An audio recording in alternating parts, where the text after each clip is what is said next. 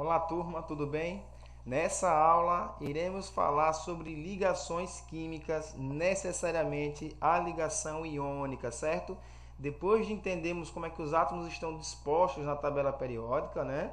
As suas famílias e períodos, a distribuição eletrônica a qual nós encontramos ali a localização do elemento, vamos agora unir os átomos, né? Vamos entender por que esses átomos eles têm tendência a ligar-se uns aos outros. Então, iremos começar. Aí eu trouxe alguns exemplos de materiais, né, de substâncias encontradas na natureza, que é formado por ligação química, né? Quando eu estou falando aí de substância, eu estou englobando tudo na natureza que nós encontramos aí. Temos as ligações químicas nos apresentando.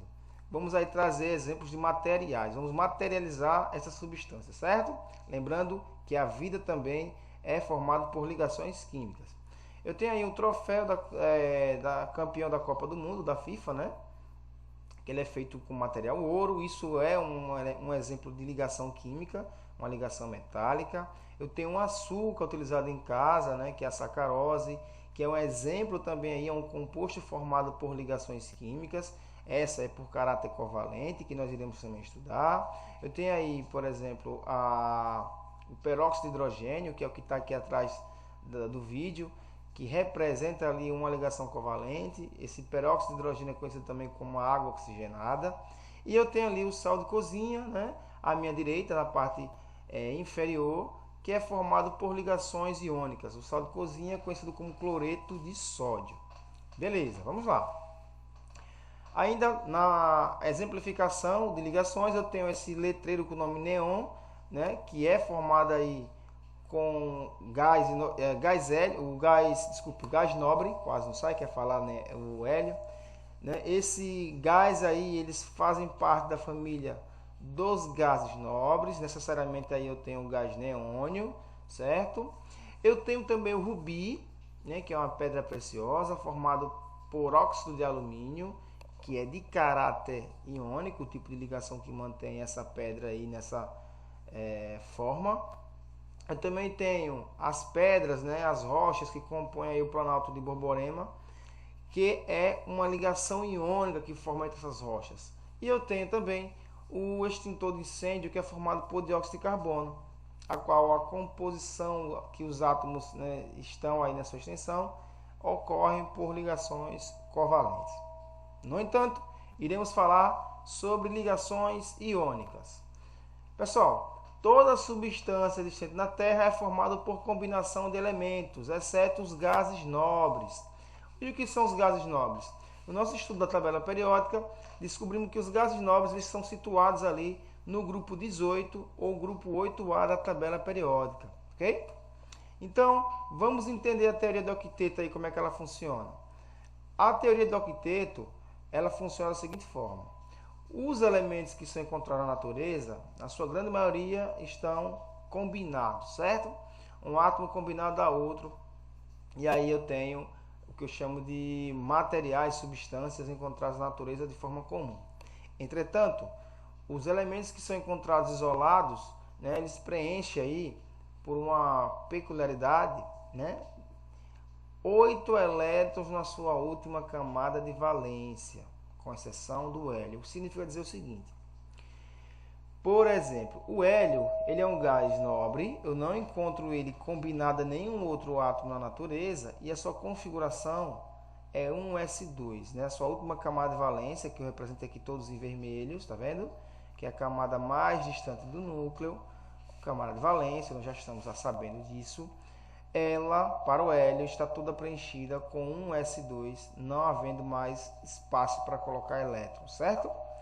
Entretanto, aí, depois do hélio, eu tenho o neônio, argônio, criptônio, xenônio, que está aqui apagado, é o randônio.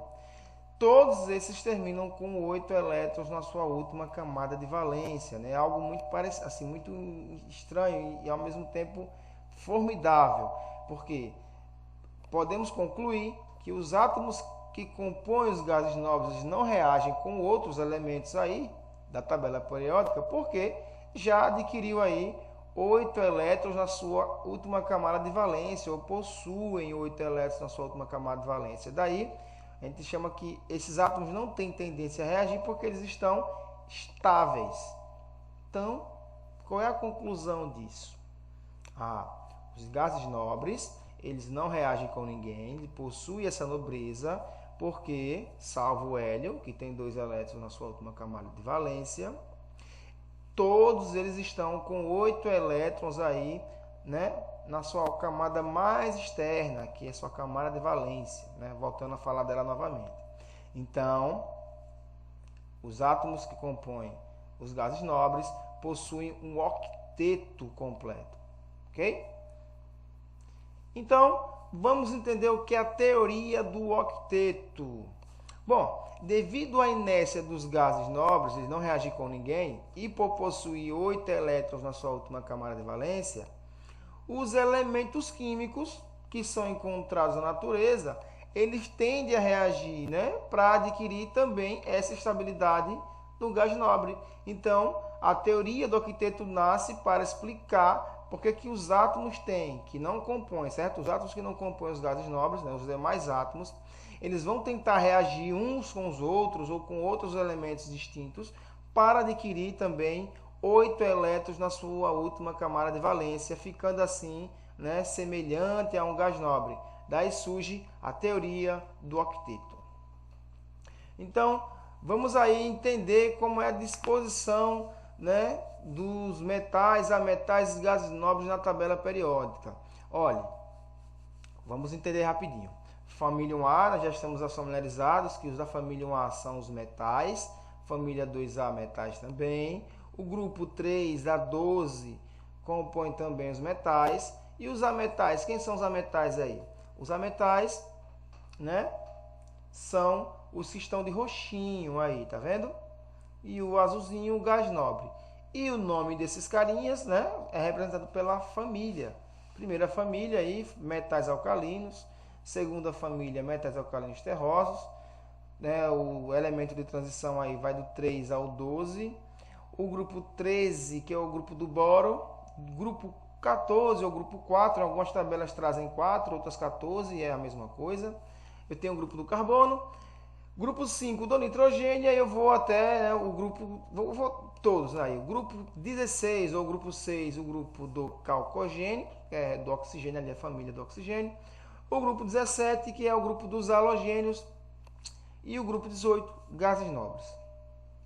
Beleza. Então, pessoal, a teoria do octeto. Na teoria do octeto, aí, por exemplo, né, um átomo, para adquirir estabilidade, ele deve possuir uma camada fechada, isto é, está com 8 elétrons em sua última camada. Então, o que a gente vai fazer aqui, pessoal? Ó, os elementos da família 1A, do grupo 1, como é o sódio aí, para ele atingir a estabilidade de um gás nobre, é mais viável para ele tentar ficar estável com a próxima camada, a camada de baixo, ó, tá vendo? A camada de valência. Então, para o sódio, que é da família 1A, eles têm tendência, e todos que estão na família 1A terão tendência de perder um elétron. Por quê? Para tentar ganhar 7 é mais difícil. Então, para eles, o que é mais viável? Perder, né, perde esse elétron aqui e adquire a próxima camada de valência, sendo 2s2, 2p6. E isso acontece. Então, para o sódio, né, os elementos que compõem a família 1A, eles perdem esse um elétron e assumem a última camada de valência, né, com menos um elétron, aí ficando com 8, né, na sua última camada de valência, que é 2s2, 2p6. Os da família 2A, em resumo, os da família 1A perdem elétrons. O da família 2A, os elementos da família 2A também vão perder agora 2 elétrons. Por quê? Para o magnésio, que tem configuração 1s2, 2s2, 2p6, 3s2, é mais viável para ele alcançar 8 elétrons na sua última camada de valência, perdendo esses dois, né, e assumindo 1s2, 2s2, 2p6, a configuração aqui de baixo, do que tentar ganhar 6, né? Então, para ele adquirir, tem duas possibilidades. Ou tentar ganhar 6 para ficar com 8, né? 3s2 mais 3p6, daria 8. Ou perder esse 3s2 e assumir essa camada de valência aí com a configuração do gás nobre. Então, para o elemento da família 2A, todos os elementos da família 2A, eles terão tendência a perder, eles vão perder 2 elétrons. E aí eu vou com essa mesma linha de raciocínio para os elementos da família 3A. Então, para os elementos da família 3A, é mais viável para eles não tentar ganhar 5, né? No caso, se ele tem 3 elétrons na sua última camada de valência, para adquirir a estabilidade de um gás nobre, ele teria que ganhar aí 5 elétrons. Então, para eles é mais viável perder esses 3 e adquirir, né, a sua próxima camada. Aí, quando ele perde esse 3s2, 3p1, a próxima camada de valência é o 2s2, 2p6, que já tem 8 elétrons. Então, os elementos da família 3A têm tendência a perder. Já os elementos da família 5A, o que acontece? Ele já tem 5 elétrons na sua última camada de valência, tá vendo? Já tem 5, então é mais viável para ele perder esses 5 ou ganhar 3? É mais viável para ele ganhar 3. Então, os elementos da família 5A vão ganhar 3 elétrons. E os elementos da família 6A, o que acontece com eles? Eles têm 6 elétrons na sua última camada de valência. É mais viável para ele perder esses 6 ou tentar ganhar 2? Tentar ganhar 2. Então, os elementos que compõem a família 6A ganham 2. Em resumo, né, os da família 7A já possuem 7 elétrons na sua última camada de valência. Então, é mais viável para eles adquirir um elétron e ficar estável. E isso eles fazem, certo? Quando ele ganha um elétron, essa carguinha do elétron permanece aqui, informando que o átomo está com excesso, né, de um elétron. Em resumo, ligações iônicas, os metais aí da família 1A, 2A e 3A perdem elétrons. O da família 4 será tema do nosso próximo conteúdo, faz parte da nossa associada agora.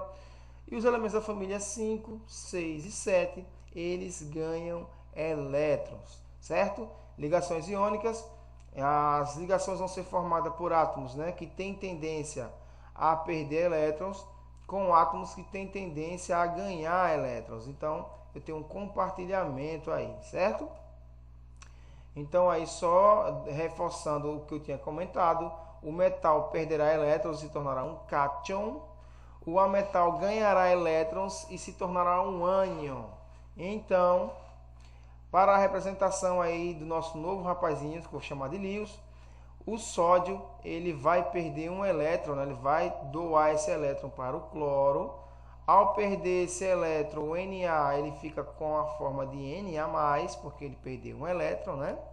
E o Cl, que tinha 7 elétrons, 7 pontinhos, passou a ficar com um pontinho a mais, uma carguinha. Então, essa carga que foi recebida, eu atribuo o sinal dela.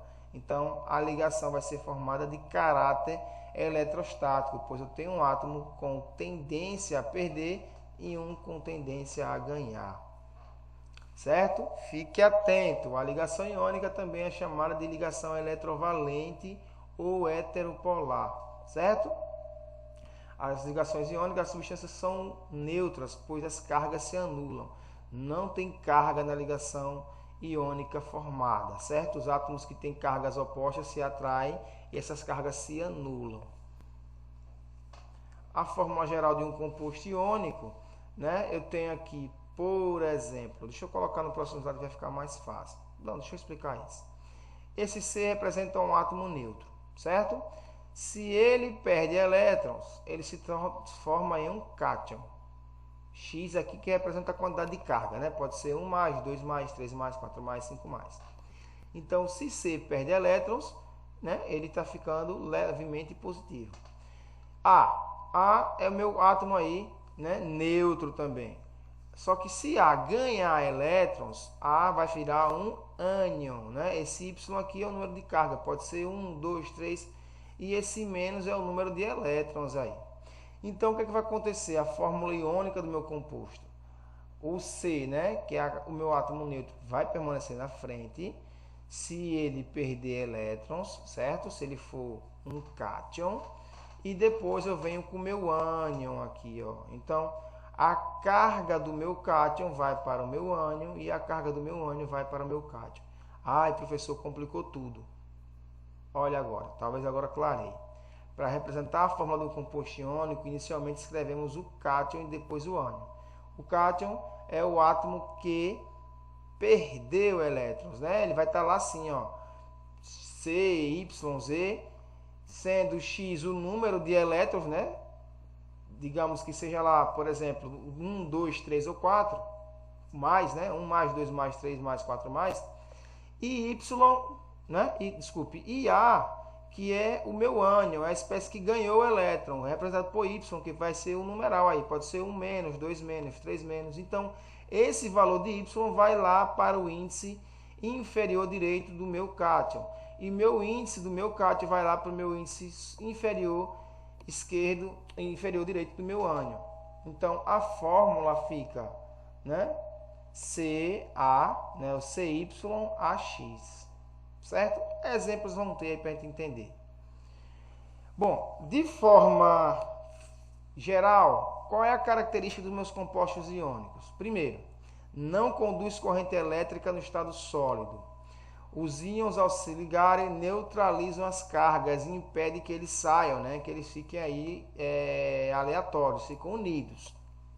Segundo, conduzem corrente elétrica quando fundido em solução aquosa. E em solução aquosa, quando eu pego o meu sal, meu composto iônico e adiciono na água, a água dissocia, retira, né, as ligações ali e meus átomos agora passam a ficar na forma de íons.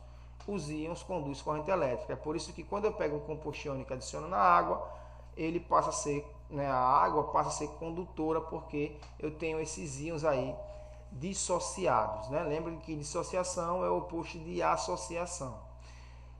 São sólidos à temperatura ambiente. Isso, devido à força de ligação química ser muito forte, eles vão ter característica de sólido. E possuem altos pontos de fusão e ebulição, verdadeiramente aí, né? Em virtude de as ligações serem muito fortes, né? As ligações por estarem com atração muito forte, eles vão ter o maior ponto de fusão e de ebulição, né? Se fazer a ruptura, a separação desses compostos, envolve muita energia. Ok? Bom, fique atento aí, viu? As ligações das substâncias iônicas são duras, mas quebradiças quando submetidas a impactos, certo? A separação do composto iônico em seus constituintes recebe o nome de dissociação iônica. E para que ocorra a dissociação iônica, adiciona-se água, geralmente, né? E aí eu chamo de solvatação. Bom, aqui eu tenho a tabela dos cátions, né? Os principais. Aí, Ag+, que é prata, NH4, que é amônio, 1+, que é o lítio, sódio, potássio, rubídio. Eu tenho aí os ânions, que são as cargas que ganham elétrons, né? Cloreto, brometo, iodeto, fluoreto, hipoclorito, e aí vai. E eu tenho aí o primeiro exercício para consolidar a nossa ideia. Olha, um elemento com configuração 1s2, 2s2, 3s2 e 3p5 possui forte tendência para perder ou ganhar elétrons aí. Vamos resolver. Então, a minha resposta, né, eu vou reconfigurar a minha distribuição eletrônica. Eu percebi que minha camada de valência é o 3s2, 3p5, que essa camada de valência apresenta aí 7 elétrons, né? Ó, tá vendo no 3s2? 3s2, 3p5, 5 com mais 2, 7. Então, o meu elemento químico aí possui 7 elétrons na sua última camada de valência. O que me configura e me informa que esse átomo, para atingir 8, se ele já tem 7, precisará ganhar ou perder elétron? Ganhar um elétron. Então, ao ganhar um elétron, ele já tinha 5. Quando ele ganhou 1, passou a ter, né? Ao ganhar um elétron, já tinha 7, melhor dizendo. Quando ele ganha um elétron, ele assume o octeto, tem 8. Então, a resposta aí vai ser letra E, porque ele ganha um elétron, né? E a configuração ali passa a ficar 3s2, 3p6. Outro exemplo aí para consolidar a nossa ideia. Um elemento com configuração 1s2, 2s2, 3s2, 3p6 e 4s2 possui forte tendência para ganhar ou perder elétrons? Vamos ver. Resposta. Faça a minha distribuição novamente e observa a minha camada de valência. Qual vai ser a minha camada de valência? A minha camada de valência é a camada mais distante, lembrando. Vai ser o 4s2. Então, como é que ficaria aí para essa substância aí que tem essa configuração? É mais viável para ela, com essa configuração, para adquirir 8 elétrons, pegar o 4s2 e adicionar 6 elétrons ou perder esse 4s2 e assumir com a próxima camada de valência os 8 elétrons. É mais viável para ela perder. Lembrando, se o átomo termina com 2 elétrons na sua última camada de valência, a tendência dele é perder esses 2. Se o átomo possui 3 elétrons na sua última camada de valência, então a tendência é perder os 3. Se o átomo possui apenas 1 elétron na sua última camada de valência, a tendência é ganhar ou perder? Perder. Agora, se o átomo já possui 5 elétrons na sua última camada de valência, a tendência não é perder, a tendência é ganhar. Então, se ele tem 5, para atingir 8, ele precisa de quanto? Precisa de 3, né? 5 com mais 3, eu tenho 8 elétrons. Se o átomo tem 6 elétrons aqui, ó, já tem 6, para adquirir estabilidade, ele precisa ganhar 2, então daríamos 2. E se o átomo já tem 7, para adquirir a estabilidade de um gás nobre, eu só iria necessitar aí dar 1 elétron a ele, ele ficaria com 8. Beleza. Então a resposta aí é esse átomo aí, né, esse elemento químico, ele vai perder essa camada. Né? Essa camada de valência aí ele vai perder, porque é mais viável para ele perder do que tentar ganhar 6 elétrons. Então, ao perder, ele assumir essa configuração. E se ele perdeu 2 elétrons, eu vou procurar a alternativa que mostra que ele perde. Então, é a letra C. Vamos para outra aí. Ó. Um elemento A de número atômico 38 forma um íon. Qual íon esse elemento químico vai formar com o número atômico 38? Faremos a distribuição para esse átomo. Então, eu tenho aí minha tabelinha, né? Meu diagrama de Pauli, e vamos lá. Eu tenho 1s2, 2s2, 2p6, né? 3s2, 3p6, 4s2, 3d10, 4p6 e 5s2, porque com 5s2 eu adquiro a configuração de 38. Vou repetir aqui para facilitar. Ó. Eu tenho 10, 20, 30, 36 com mais 2, 38. Então, o meu átomo tem aí, né, a sua distribuição preenchida. Qual é a camada de valência para esse átomo de número atômico 38? É a camada mais distante, que é a camada 5s2. Para essa espécie, é mais viável ganhar ou perder elétrons? Qual é a camada de valência aí? 5s2. Quantos elétrons esse átomo possui na camada de valência? 2. Então, para ele é mais viável perder esses 2. Então, ao perder esses 2, esse elemento de número atômico A vai ficar com a carinha de A2+, informando que ele está com déficit de elétrons. Então, a resposta é a letra, ó, colocando aí a contribuição aí das imagens para facilitar, letra E. Certo, pessoal? Com isso aí, vamos para a próxima. Informe a fórmula do composto iônico formado pelos íons Na+, e ClO-. Como é que eu vou montar a fórmula do composto? Primeira coisa, ó, o Na não foi a espécie que perdeu elétrons, então ela vem sempre na frente. E o ClO, né, o hipoclorito, ganhou elétrons, vem atrás. O que é que eu vou fazer com os índices? O índice de carga, que aqui é mais, que é representado por 1, ele vai lá para o hipoclorito. E o índice do hipoclorito vai lá para o sódio. Como ambos têm carga, né, de valor, em termos de valores, aí é mais 1 e outro menos 1, não é necessário informar esse numeral. Então, apenas só se coloca o símbolo NaClO. Ok? Sexto exemplo. Informe a fórmula do composto iônico formado pelos íons de ferro 3+, com SO4 2-. Olha, quem vem na frente sempre o átomo que está perdendo, né? Ou perdeu. Então, quem vem na frente vai ser o ferro. E quem vem atrás vai ser o sulfato, que é o SO4 2-. Então, como é que vai ficar? O índice do ferro 3+, ele vai lá para a parte... Cadê meu mouse, meu cursor? Esse ferro 3+, esse índice 3+, vai lá para o SO4, certo? Só que eu vou proteger ele. Por que eu protejo? Porque se eu coloco esse 3+ aqui perto do 4, induz a você multiplicar, né? 4 vezes 3 dá 12, ou dizer que é 43. Então, o que é que nós fazemos? Protegemos todo o SO4, ó, aqui por parêntese, e colocamos a carga, né? O valor da carga do ferro no lado inferior direito da minha espécie. E o valor negativo aqui, né? O valor da carga do sulfato, esse 2 vai lá para o ferro. Então, eu tenho ferro 2, parênteses, SO4, 3. Certo? Bom, deixa eu ver isso aqui. Um elemento cujo número atômico é 12 combina-se com o elemento Y, situado na família 5A da tabela periódica. Resulta no composto cuja fórmula provável será quanto?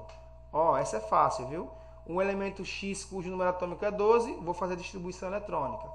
Ele vai combinar com o elemento Y situado na família 5. Ó, os elementos que estão na família 5, eles têm quantos elétrons na sua última camada de valência? 5. Eu não preciso nem distribuir mais, fazer a distribuição. Já olhe para lá, família 5. Então, todos os elementos que estão na família 5 têm tendência a ganhar ou perder elétrons? Tem tendência a ganhar. E ganhar quantos? Ele já tem 5. Para atingir 8, eles terão que ter tendência de ganhar 3. Então, os elementos da família 5A ganham 3. E o elemento químico, cujo número atômico é 12, faria a distribuição eletrônica para ele. Então, X possui distribuição eletrônica igual a 12, que eu vou ter 1s2, 2s2, 2p6, 3s2. Né? A configuração eletrônica para X aí na camada de valência para o X é o 3s2, que informa que esse átomo terá tendência a perder esses 2 elétrons, porque é a última camada de valência dele, né? Então é mais viável ele perder do que tentar ganhar 6. Em contrapartida, o elemento da família 5A deverá ganhar 3 elétrons. Então, X, que perde 2 elétrons aqui, ó, fica assim, ó, X2+, né? Ao perder esses 2, a camada de valência para ele agora vai ser 2s2, 2p6. Então, ele perde esses 2 elétrons. Já Y, como está na quinta família, terá tendência a ganhar. Então, Y vai ficar com, né, 3 elétrons aí a mais. X, né, menos 3, que é a carga do elétron. Então, eu pegando esse índice e colocando para o canto inferior do Y e pegando o índice superior do Y e colocando para inferior de X, eu vou ter X3, Y2, que eu confiro aí com a minha resposta. Certo? Pessoal, desse modo eu encerro aí nosso assunto de ligações iônicas. Irei fazer um videozinho, umas práticas aqui no laboratório para demonstrar as propriedades dos compostos iônicos para tornar a aula mais proveitosa. Por enquanto, essa será a nossa aula aí referente a ligações iônicas, ok? Valeu!